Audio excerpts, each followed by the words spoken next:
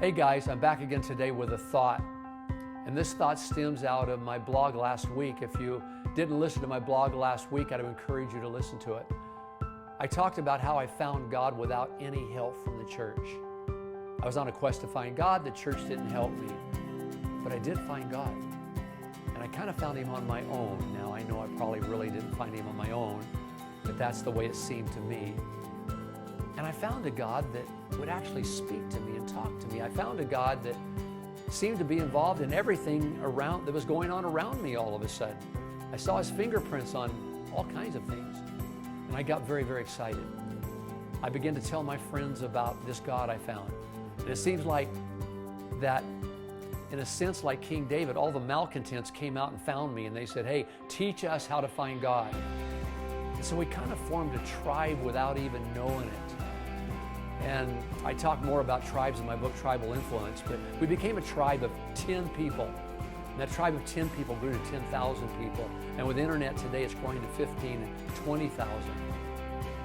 You know, I did want to say that obviously doctrine is very important to teach.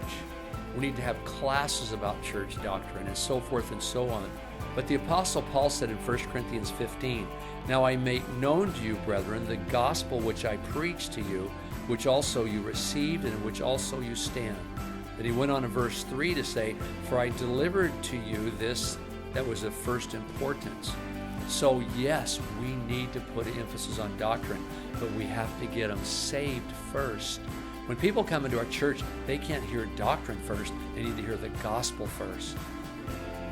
Let me tell you something. Your spiritual foundation has a whole lot to do with the way you read the Bible. For example, if you have a Catholic foundation, you're going to read the Bible totally different than someone with a traditional American Christian foundation is going to read the Bible. A Jewish person will read the Bible totally different than a person with a traditional Christian background. They'll come from different viewpoints and they'll see different things in Scripture. Now, listen to me closely. I believe with my whole heart today, our job as a church is threefold. Number one, we have to show people how to find God. That's first in prioritized importance. Teach people how to find God, then teach people how to serve God, and then we can tackle all the theological questions like, what is hell? Why did God tell people to kill other people in the Old Testament? Who can be saved? Can a Muslim be saved? Can a Hindu be saved? Those things can be figured out later. But our first priority is to get people to know God, motivate them to serve God.